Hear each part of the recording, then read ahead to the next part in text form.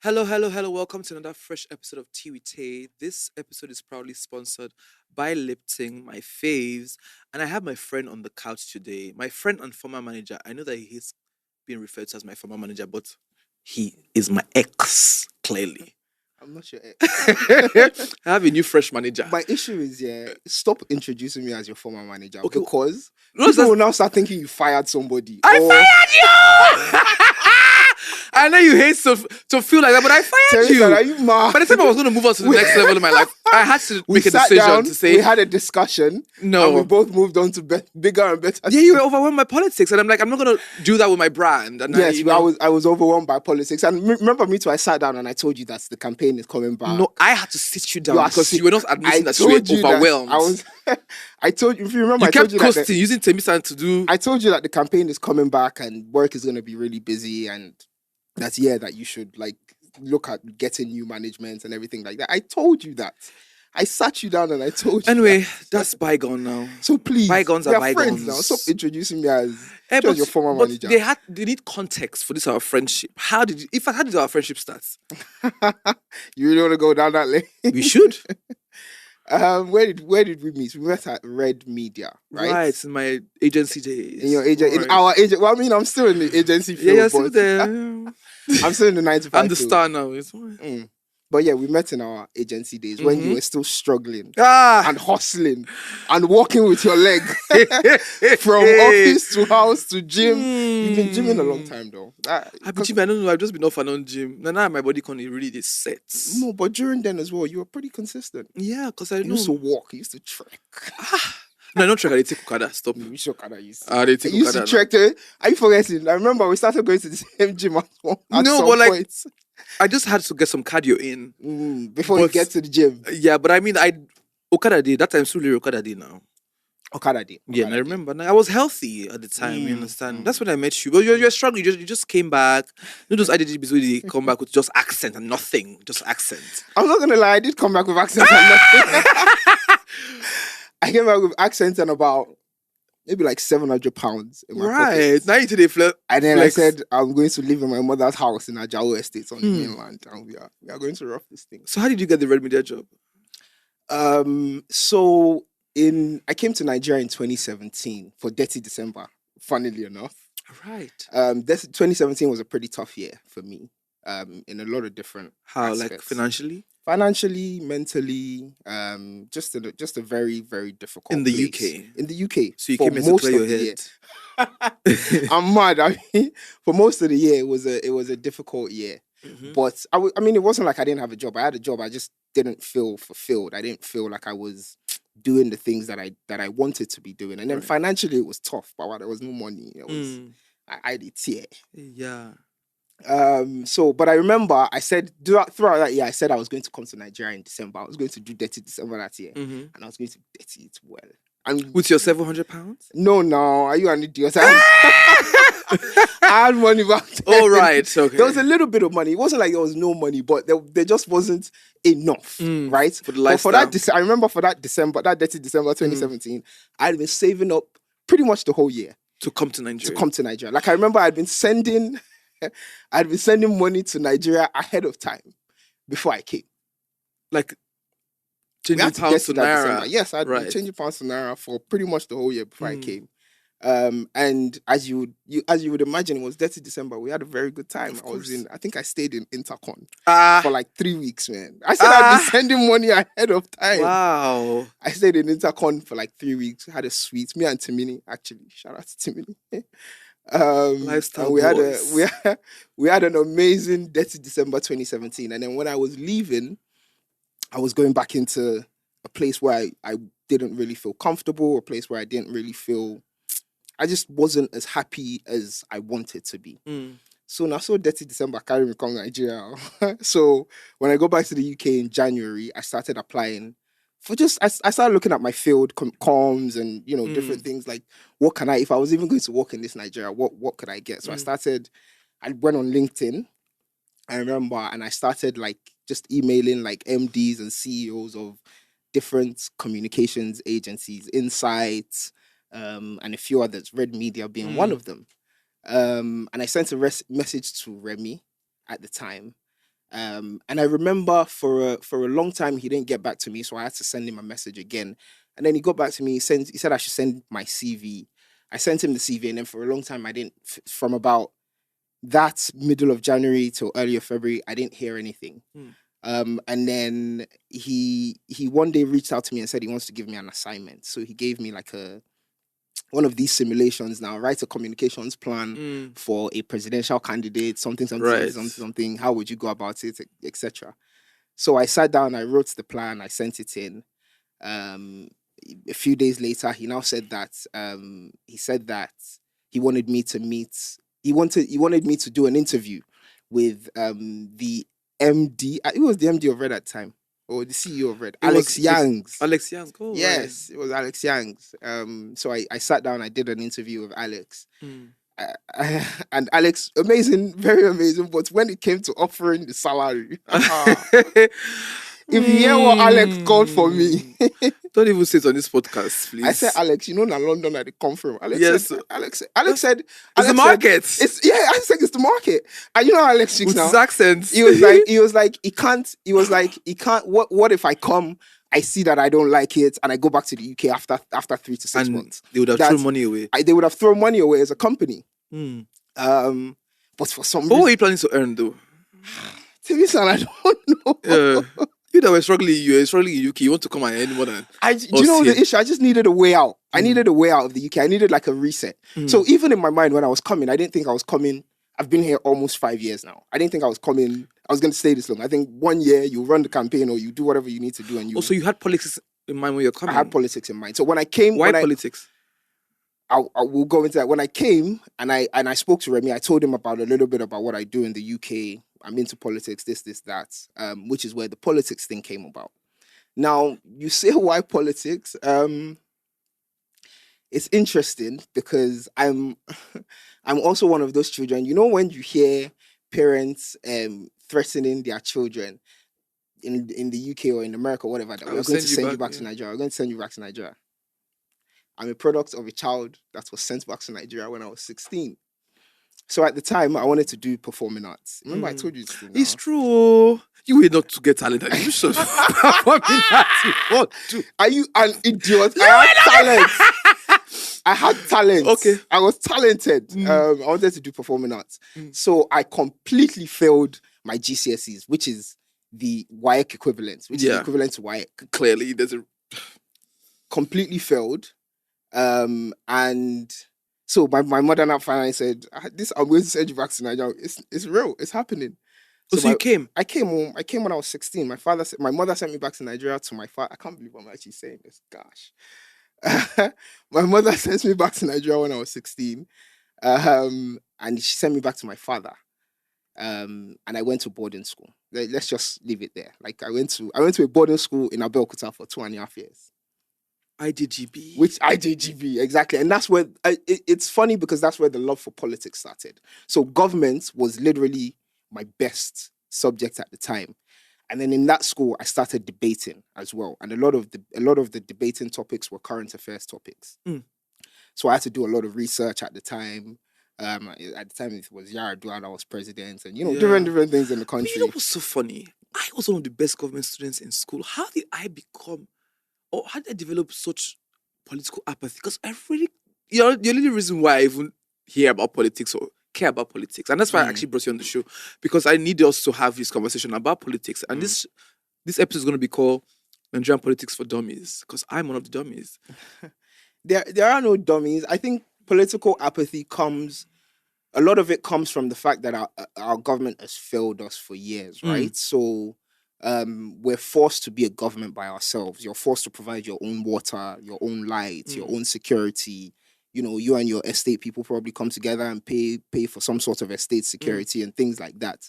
So when you're forced to do all of those things by yourself, essentially you then start to think, what is the government doing for me? And then Nigerian politics is a Netflix series by itself. So you see, a lot of people see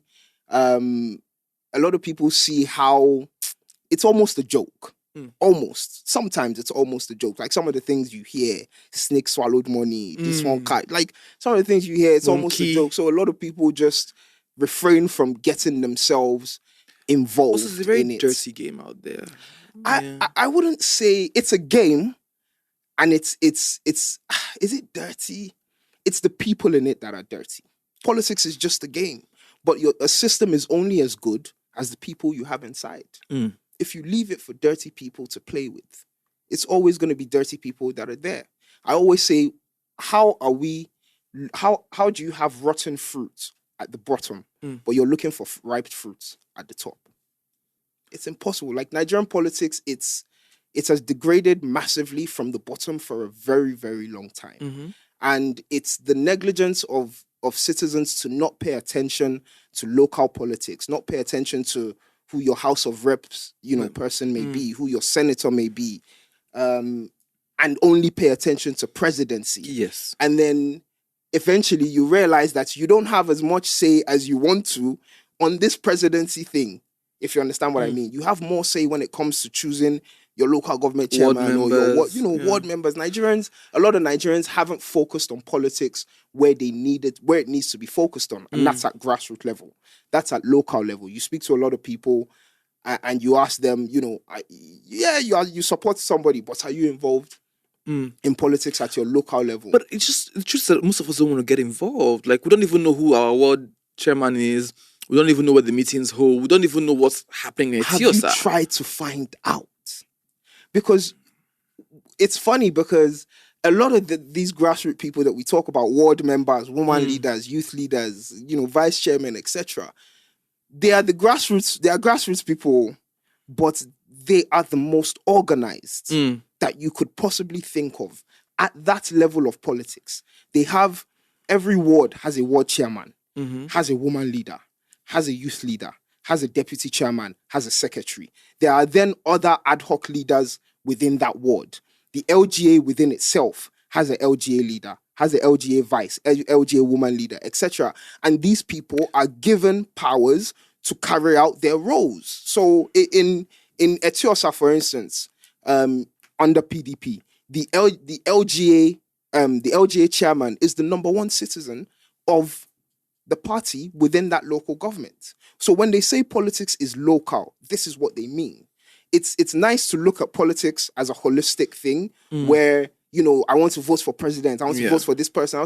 But politics is local means you have to have the support and you have to have the backing of your local government. So yeah, like for me, a lot of young people believe that power is supposed to be served to them, and power is never served. Power is taken, not given. And you have to understand that. You have to do the work that you need to.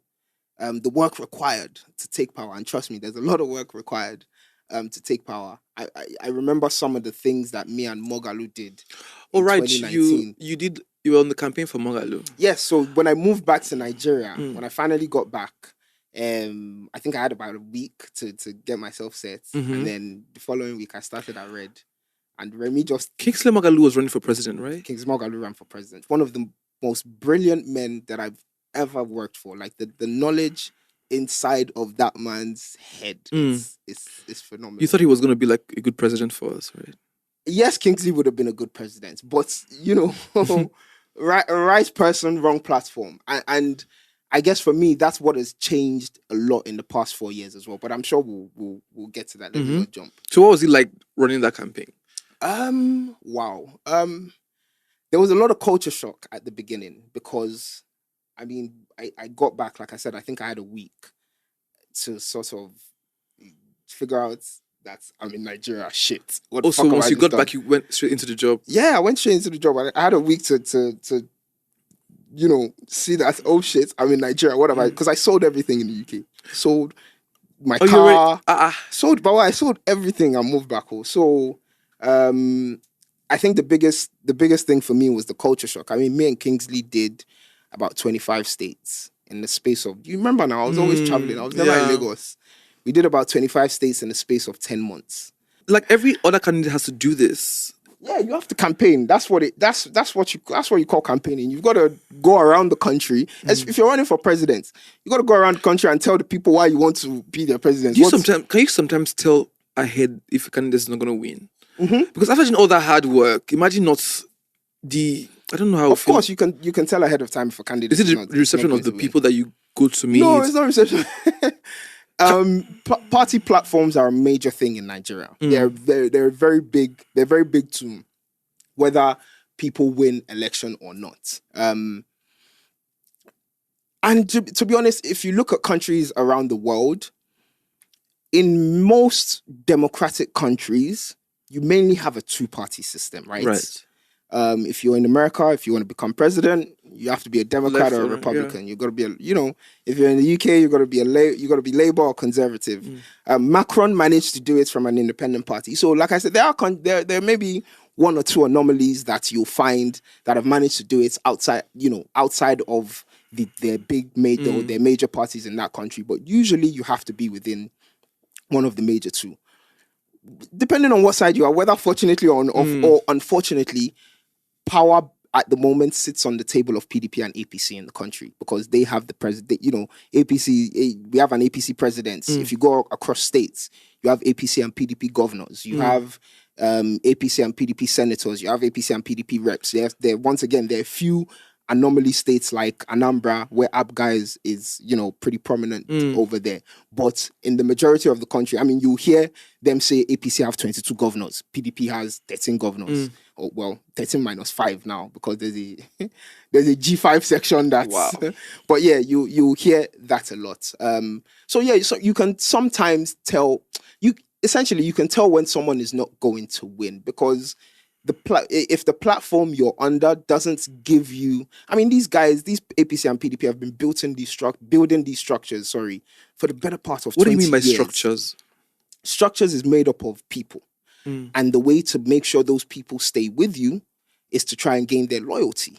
And because of the Nigerian politicians that we have, loyalty is money. So structures essentially is money. So this structure you're talking about is from the grassroots level. It's from the grassroots level. I don't want to dumb it down to just money because there's other things like respect has to do with it. Respect and relationship. A lot of these grassroots people, it's not money is a factor because they don't have money, but a lot of them just want you to respect them, acknowledge them. Let's just acknowledge them. Acknowledge them. Say it. Call them. So, if you don't have money in this Nigeria, you cannot win an election. You can't win an election. Forget it. Even if you're credible. Forget it. There's no what it was.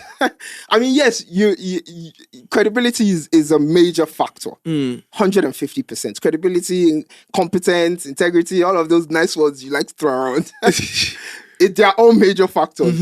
But if you don't have money, you can't win an election. If you don't have money, you can't win an election. In this country. You can't. So what does the money come to? The ward members, the people at the... So it depends on where it depends on what you're using money for. I'll give you an example. Everybody knows about delegate season, right? It's funny how Nigerians were surprised that Tinubu and Atiku became the presidential candidates of their parties. Like, Nigerians were shocked. I was just like... Why were you shocked? Because they have the money and like they've been putting in the work. Like I said, it's money, respect, relationships. They've been doing those three things for the better part of 2 decades.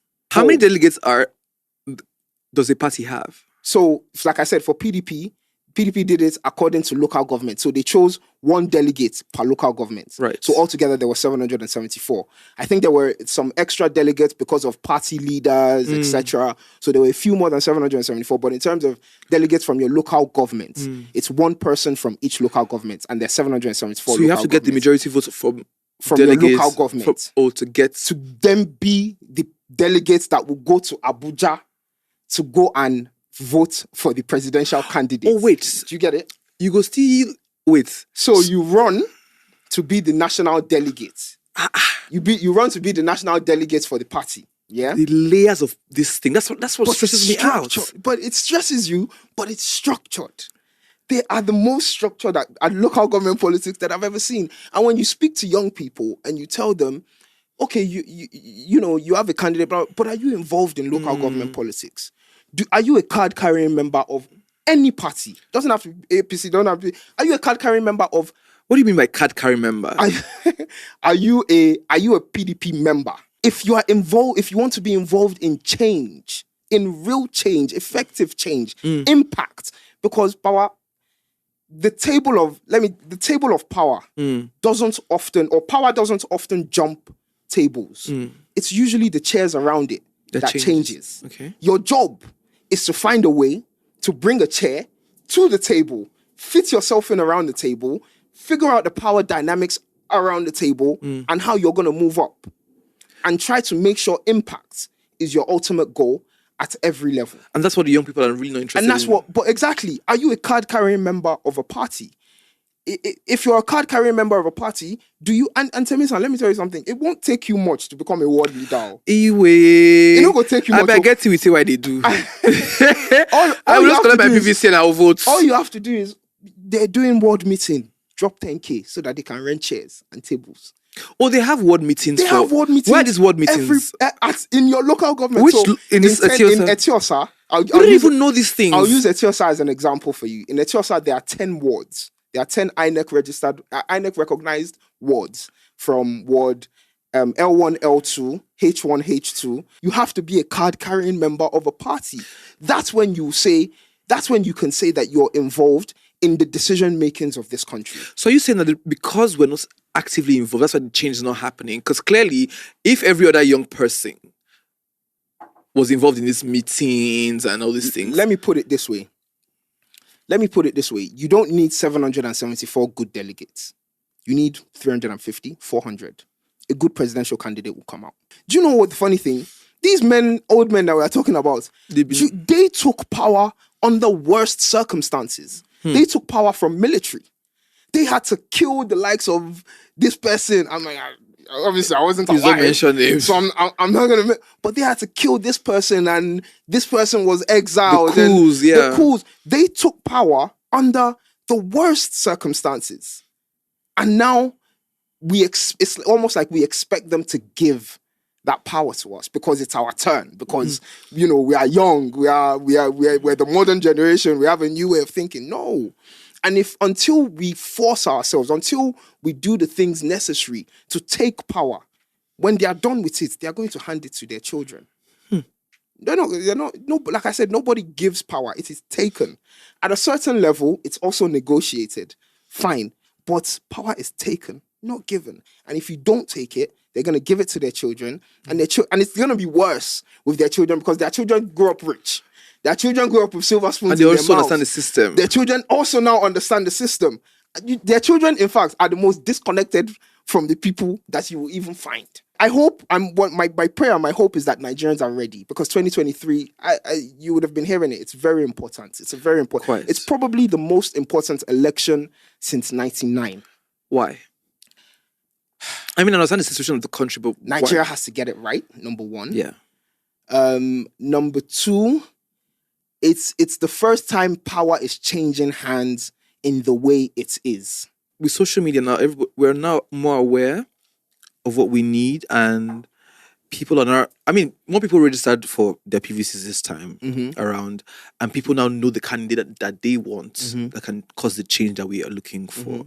So wouldn't that do anything for these elections? It will be interesting. This will be, us that work in the field, this will be the first time that we will be able to gauge properly if a predominantly online campaign can actually make a dent in this what do you mean? System. Let me not say because we've had this conversation before where you've always said that social media doesn't help us win elections. Social media doesn't win elections. So are you saying that at all? Far from. With all the clamoring and everything that's going on social media, it will not sway because it's not about it's social media clamoring. It's opinions. It's who is going to show up on election day at the polling units. Who is going to show up on election day at the polling units, vote, wait for everybody else to vote, wait for votes to be counted, and wait for votes to be transmitted. So how do candidates who we know that don't have these monies end up winning these elections? How do the candidates that we know that normally they don't get money before, but they do win the election? How? Also, so when you belong to a party, so the party will raise funds. The party will raise funds for you for election. Party will raise funds for you. You will raise funds by yourself. So a lot of the things that we've been doing in our campaign is we've been sitting down with a lot of HNIs, high net worth individuals, But it's a lot of money. A lot of money is needed, and it's dangerous as well. I've had a few near-death experiences. Exactly.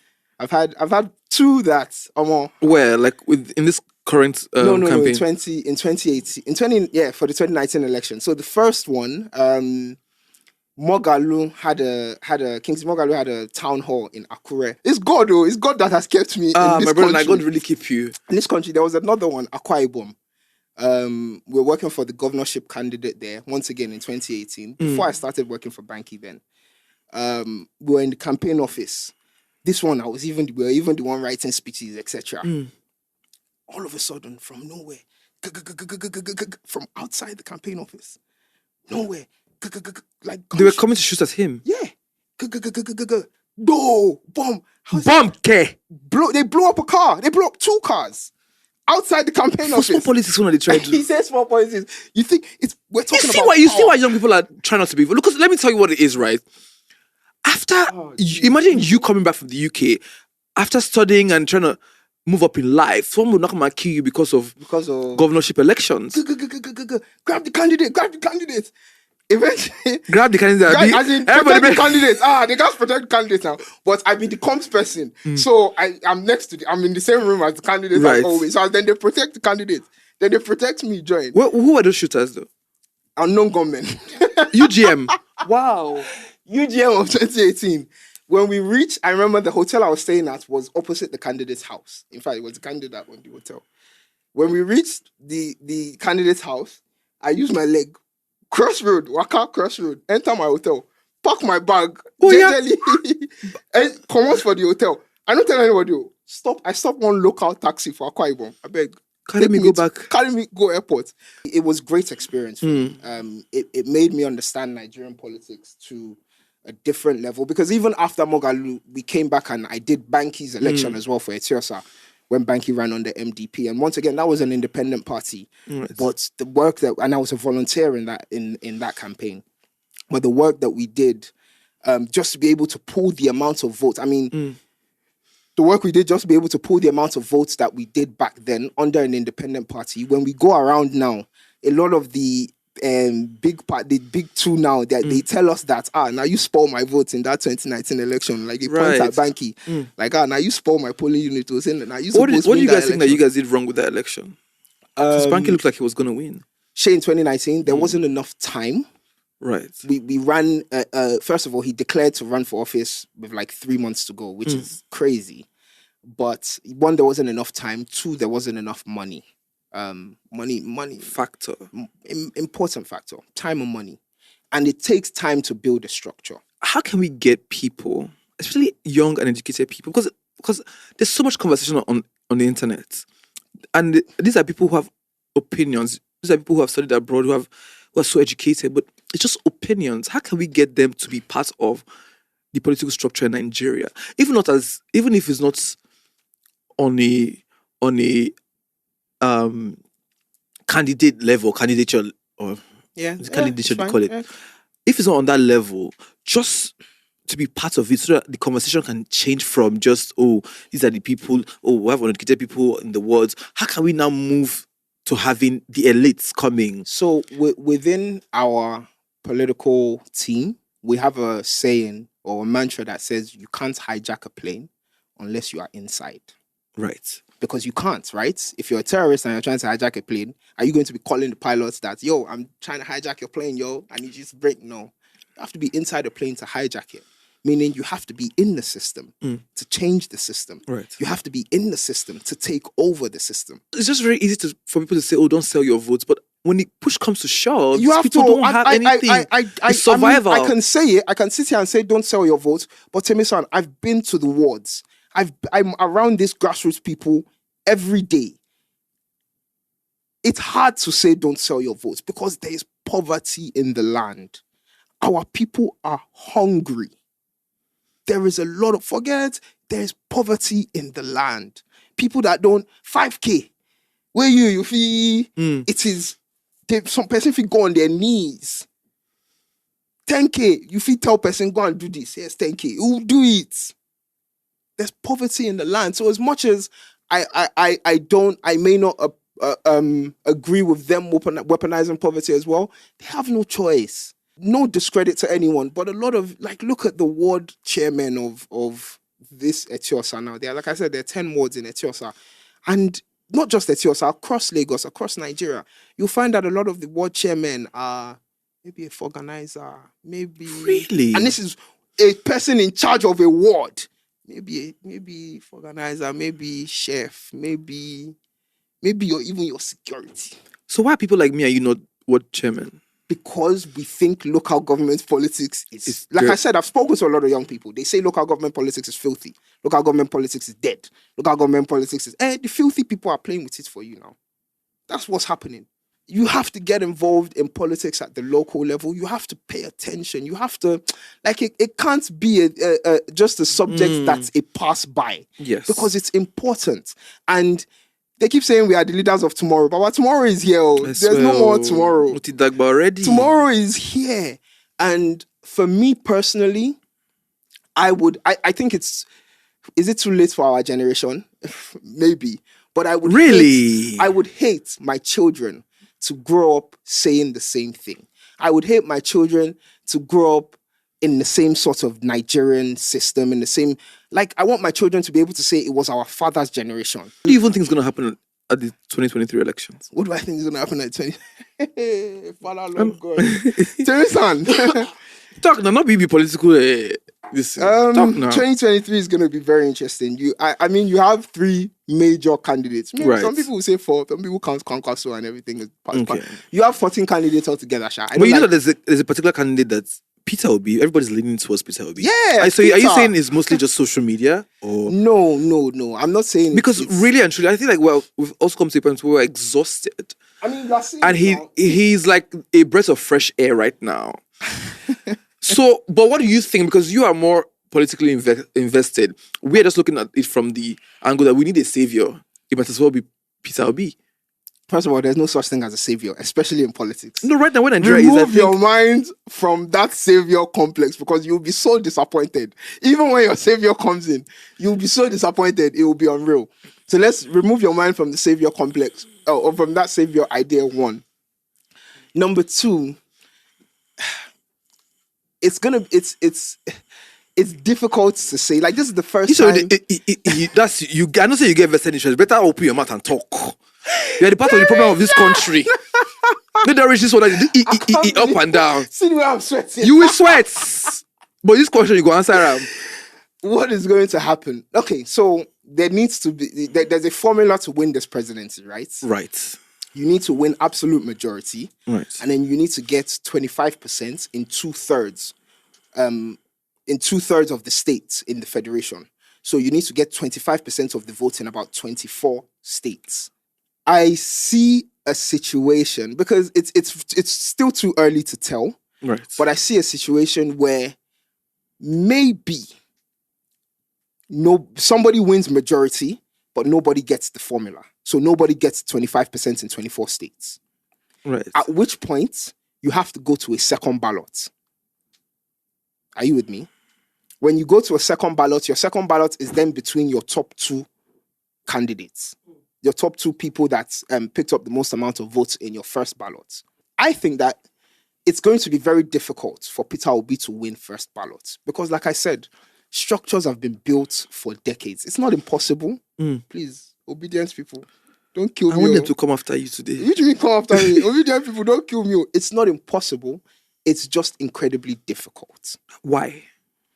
Because he needs to win first ballot, he needs easily 11 to 12 million votes across the country. But don't you think it's doable? I mean, with the country, it's at a very fragmented position right now. It's doable, but then you have a northern candidate on the ballot as well. That that will gather the hearts of the northerners. You have a western candidate, southwestern candidate that will gather the hearts. But don't you think the northerners are even tired enough to want to vote? Baba, that's what you think. Oh, the friction between the Nigerian... So tribalism is still a big part of... And once again, this all goes back to Nigerian history. The friction between the southeast and the northern part of the country still exists. Right. The northerners still heavily blame southeasterners for the death of Tafawa Balewa, for instance. Nigeria is the checks and balances that are supposed to work in government, they Not in don't place, work. yeah. It's a 3-branch of government thing. Executive can do anything they want. The executive branch of government in this country they are too powerful. Too powerful. They need to decentralize power. They need to give more power to states. They need to give. I mean, yes, there's going to be it's more room for corruption, but the center is too powerful. If you ask me, you need to find a way to empower regions. Let's each read. There are 6 geopolitical zones in this country, right, that have been earmarked. Let each zone find a way to develop itself. How many people know the logo for Labour Party in the room? 2 people out of 6 people in the room. And on election day, it's not Obi they are going to write on the ballot paper. It's Labour Party logo they are going to put amongst 14 other logos. They should start sensitizing people before then, I beg. They've been sensitizing people.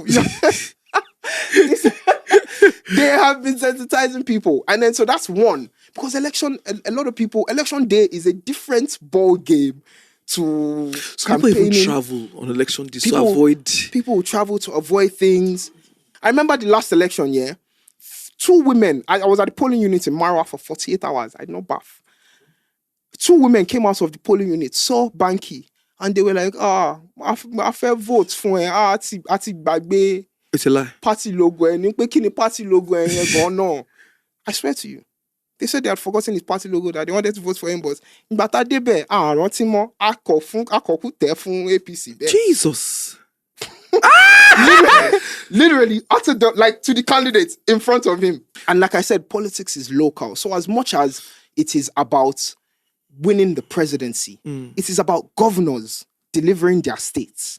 It is about senators delivering their districts.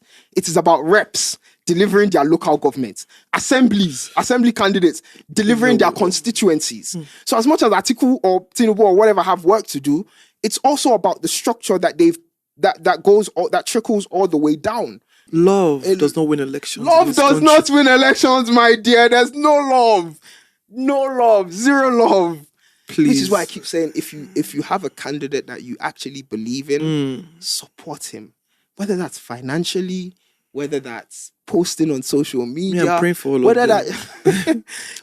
Temisan, I'm backing them spiritually. When are you going to come to one of our rallies? I go come now. You go wear t-shirt. You go wear no, wear t-shirt. It's hot, but it hot. No, I will come for the day of the voting. How people are looking me. Just because of how easy it is for you to lose your integrity inside when you're in that political system doesn't mean you're gonna enter it and lose integrity. And like I said, if impact, I can't speak for our politicians, but I'm not sure impact has always been their goal. I think power has always been their goal. And power consumes. They say power corrupts. Absolute power corrupts. Absolutely. Yeah. So power consumes. If impact is your goal, then that power can be used for good things. If it's not, then you have a situation like Nigeria. This has been an amazing episode. I hope it has been a good episode. It has been a fantastic episode. Sure? Please help me sign up. I should help you sign out. Yeah, I mean, with all this, we don't talk. You need to. I guess I would. Give us a mandate for 2023 elections. Make sure you pick up your PVCs. Make sure you vote. If I give you a sign out, it will be part of my personal interest too. Not trying. Which personal interest? No, but okay, for me, don't just disregard everybody because you think, this person has been running for office for this long, or this person. Try and actually sit down and listen to them. Because the APC have a manifesto. Atiku, PDP has a manifesto. Peter Obi has a manifesto. They're all doing interviews. They're all doing, if it's not channels, it's Arise. They're all doing town halls. You have about 2 or 3 debates coming up within the next sort of month and a half to 2 months as well. Don't make it I understand the movement, but also try and listen to your candidates and vote. It's very, very important to vote. It's very important to pick up your BVCs and not just vote, but try and make sure that you wait and make sure that your vote is counted. Make sure your vote is counted on election day. And I understand people always say, They already know who is going to win, Jerry. And I always say to them, if your vote wasn't important, they wouldn't pay for it. They wouldn't release money to pay for it if it wasn't so important. So make sure you pick up your PVCs. Make sure you vote. 2023 is an important time for the country, and I'm sure you've heard that it's almost do or die, make or break. And some of us, we go jackpot if I don't get it right. Just get out. I'm joking. I'm here for you. I'm here to stay. And that's the end of my episode. Goodbye. Please vote in 2023 elections.